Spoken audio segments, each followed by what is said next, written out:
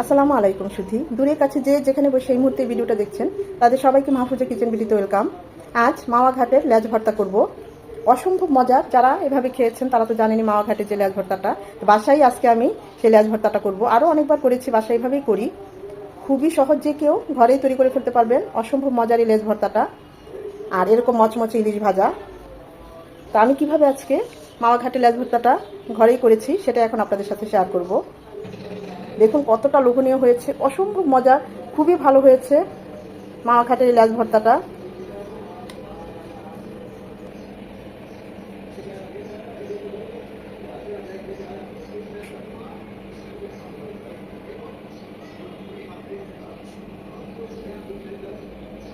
সাথে করেছি পেঁয়াজ ভর্তা, আলু ভর্তা আর মচমচে ইলিশ ভেজেছি,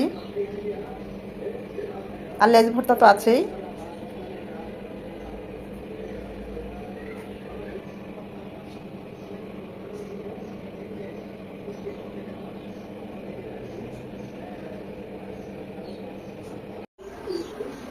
মাওয়া ঘাটে ইলিশের লেজ ভর্তা করব, সেই জন্য ইলিশ মাছের লেজ জমিয়ে রেখেছিলাম।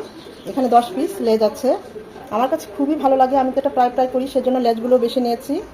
আমি খুবই পছন্দ করি। এখানে 10 পিস লেজ আছে। দিয়ে দিচ্ছি স্বাদ মতো লবণ। একটু বেশি করেই করছি কারণ আমার এটা খুবই পছন্দের একটা ভর্তা। 1 চামচ উঁচু করে হলুদ গুঁড়ো, উঁচু করে 1 চামচ, আমি আরও হাফ চামচ দেবো, হাফ চামচ, 1.5 চামচ মরিচ গুঁড়ো, উঁচু করে 1.5 চামচ ভাজা জিরে গুঁড়ো, আর দিব 1 পিস লেবুর রস। এই সব কিছু দিয়ে লেজগুলো মাখিয়ে নেব।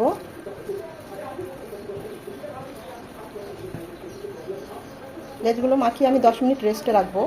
হাতে সময় না থাকলে সরাসরি ভেজে নিতে পারেন, তবে রাখলে 10 মিনিট। এমনি অন্য অন্য কাজ করতে করতে দেখবেন 5-7 মিনিট হয়ে যায়।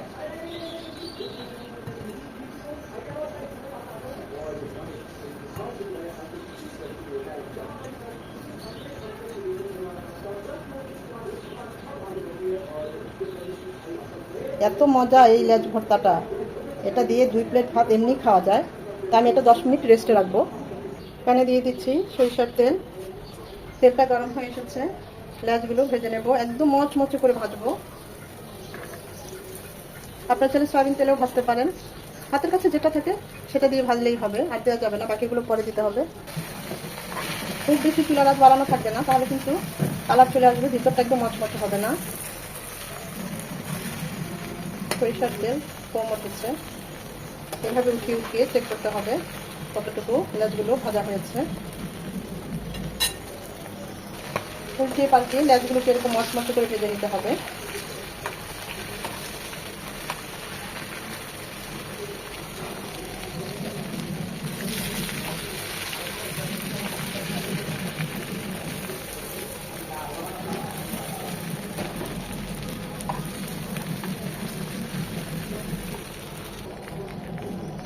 বাকি লেজগুলো দিয়ে দিচ্ছি।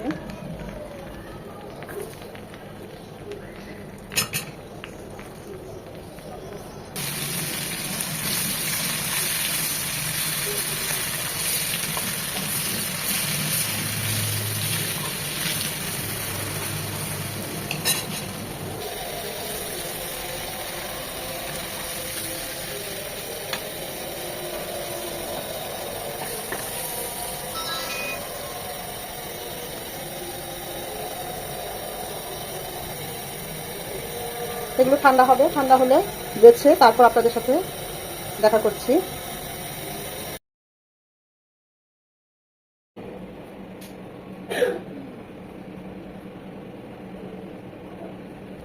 মাছগুলো আমি হাতেই বেছে নেব। ওরা কি করে, থেতুনি দিয়ে, মানে কোনো একটা গ্লাস দিয়ে বা কিছু দিয়ে একদম এভাবে থেতে নেয়, তারপরে কাঁটাগুলো বাছে।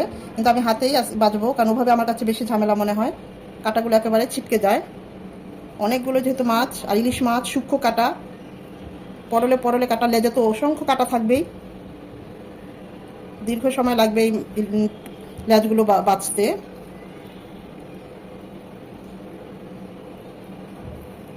দেখুন কত সূক্ষ্ম এবং খুবই একদম সাদা, সহজে দেখা যায় না। একদম পরলে পরলে কাটা, এগুলো খুব ভালোভাবে আস্তে আস্তে বেছে নিতে হবে। ছোটবেলায় কি হতো, যে কোনো মাছ এই ধরনের কালারের এই অংশগুলোকে বলতো হরিণের মাংস। তো আমরা ছোটবেলায়, আমি মাছ খুবই কম খেতাম, একদম পছন্দ করি না এখনও খুব একটা। তো আমার ছোট বোনেরা খুব পছন্দ করতো আর বলতো, খাও আপা হরিণের মাংস, এটা হচ্ছে হরিণের মাংস। এটা ভেবে ভেবে শুধু এই অংশটুকু, মানে এই ধরনের কালারের অংশটুকু খেতাম, ভালোই লাগতো।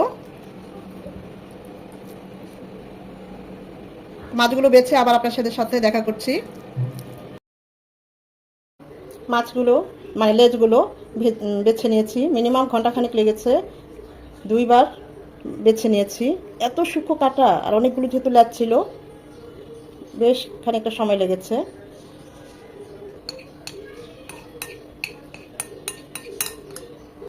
লেজগুলো ভাজার পর ইলিশ মাছও ভেজেছি, ঠিক সেম রেসিপিতে, একই মানে সব মশলা দিয়ে।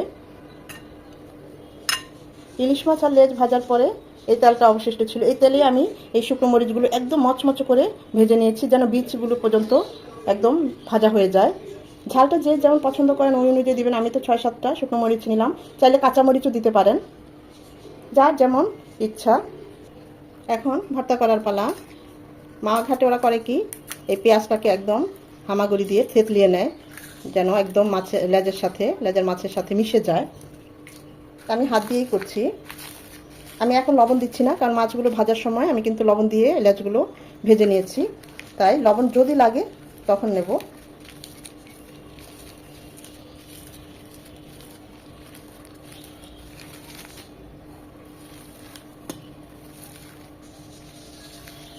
ভালোভাবে হাত দিয়ে চটকিয়ে যতটা সম্ভব পেঁয়াজগুলোকে নরম করে নিতে হবে, তাহলে ওটা বেশি টেস্ট হয় ভর্তাটা।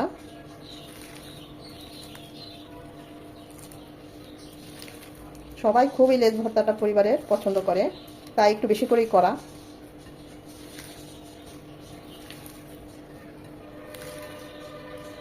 আমি যে তেলটা মাছ ভেজে অবশিষ্ট ছিল সে তেলটা দিয়ে দিচ্ছি 1 চামচের মতো।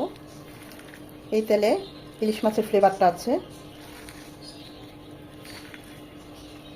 আমি কিভাবে কাজটা করছি দেখে হয়তো বুঝতে পারছেন, ওরা তো একদম একটা গ্লাস বা কিছু দিয়ে পিছনটা দিয়ে বা হামাগুড়ি দিয়ে একদম থেতলিয়ে দেয়।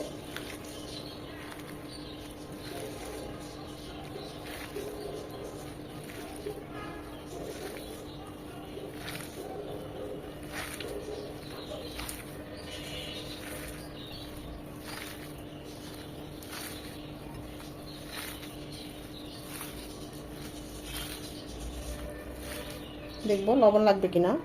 পেঁয়াজ দিয়েছি, তাই লবণ তো একটু লাগবেই, তাই সামান্য দিয়ে দিচ্ছি। 1 মুঠ ধনেপাতা কুচি।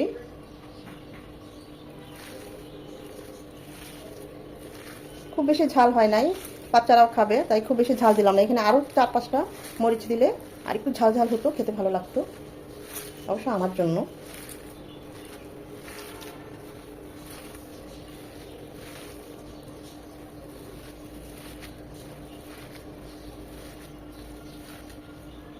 এই ভর্তায় কাঁচা পেঁয়াজটাই ভালো যায়।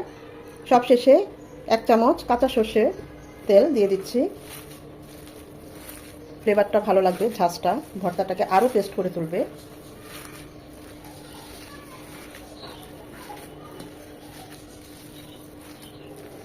টেস্ট করেছি, সব ঠিক আছে। লেজ ভর্তা আমাদের একদম রেডি। মাওয়া ঘাটের যে লেজ ভর্তাটা আমরা খেয়ে থাকি, অসম্ভব মজার, এটাও ঠিক সেম হয়েছে, দেখতেই পাচ্ছেন কতটা লোভনীয় হয়েছে। সাথে করেছি আলু ভর্তা।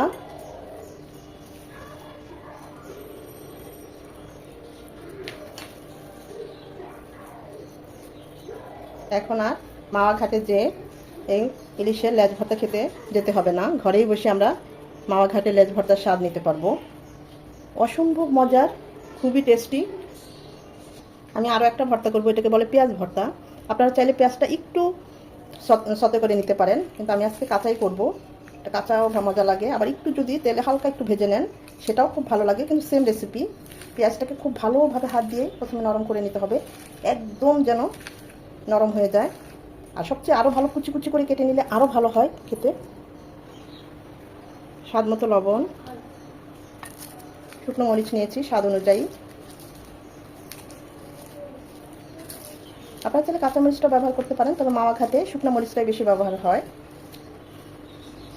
দিয়ে দিচ্ছি কাঁচা সর্ষে 1 চামচ, ধনে পাতা কুচি, বাস আর কিছুই না এই পেঁয়াজ ভর্তায়।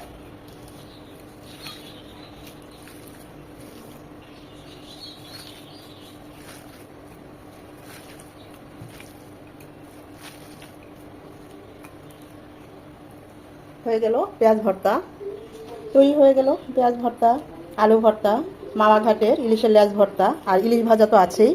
তা আজ ভর্তা দিবস, আজকে তো আমার জমে যাবে বিশেষ করে। সবই খুবই লোভনীয়, অসম্ভব মজার। আশা করি আপনাদের ভিডিওটা ভালো লেগেছে। যদি ভালো লেগে থাকে অবশ্যই একটা লাইক দিবেন, বেশি বেশি করে শেয়ার করে দিবেন ফ্রেন্ডস অ্যান্ড ফ্যামিলির মাঝে। সময় নিয়ে যারা এতক্ষণে ভিডিওটা দেখেছেন তাদের সবাইকে অসংখ্য ধন্যবাদ।